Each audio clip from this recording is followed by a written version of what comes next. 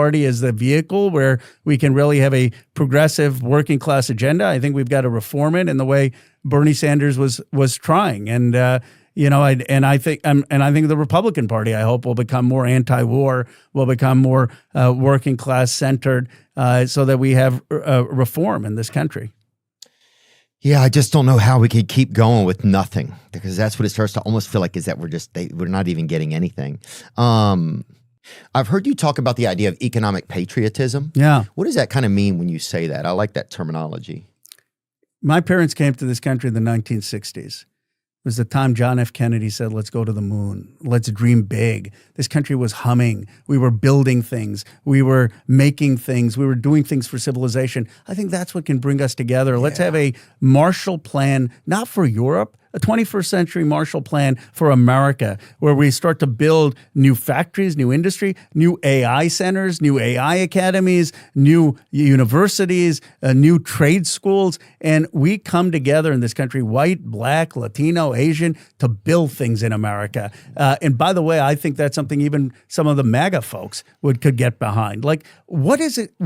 We need a new national purpose. And when John F. Kennedy was president, 60% of Americans had trust in government. Today, it's probably like down to less than 20%. And the reality is, we talked about the PAC money and the lobbyist money, but most people go into Congress, they want to do something for America. They really, care. You believe that? I do. I believe that about, J.D. Vance and I have gotten into arguments. I believe that about him. Like, yeah. I believe that about, I do too about him. I do believe that.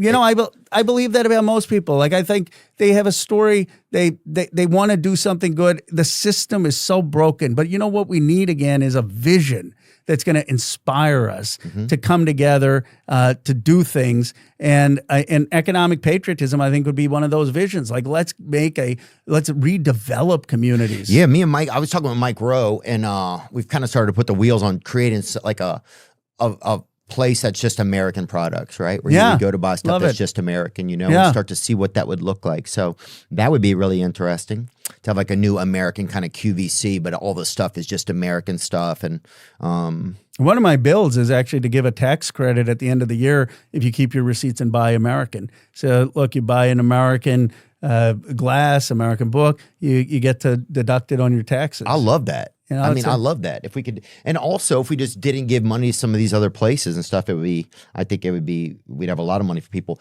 Yeah, it's funny that American manufacturing doesn't even seem to be a part of the Democratic talking points anymore. Which is so ironic, because FDR industrialized the whole country.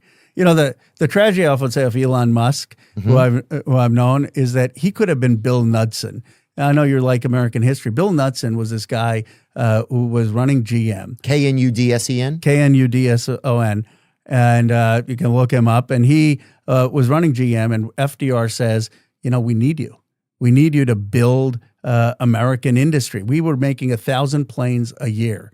Within a few years, Bill Knudsen takes it to 300,000 planes. Wow. And instead, the tragedy in my view of Musk is he was undermining and destroying like the NIH and all these agencies, where what we needed is someone to come in and say, let's industrialize this country. Let's work with labor to build new industry, new jobs. The Democrats did that. Like, I don't understand how we let Trump become the Made in America guy. We need to be the party that says, here's our vision for making things in America. And wouldn't it be great if the argument in this country was who was going to build America better? And like, Trump's like, here are my ideas. And we were like, here are our ideas. And maybe you take the best of those ideas. But how about a common goal again? Like, I think the country is exhausted. We're embarrassed. Yeah.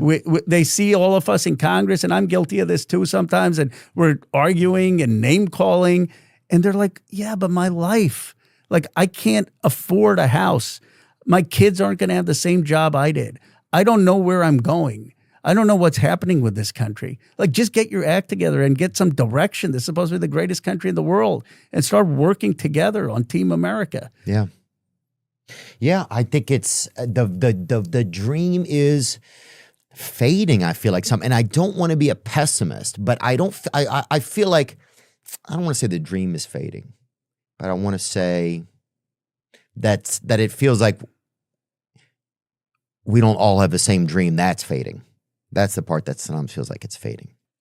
It used to be that you'd go to bed at night and it felt like you all had this universal dream, I think. Yeah, I think, and we've lost that. Like, what is the common American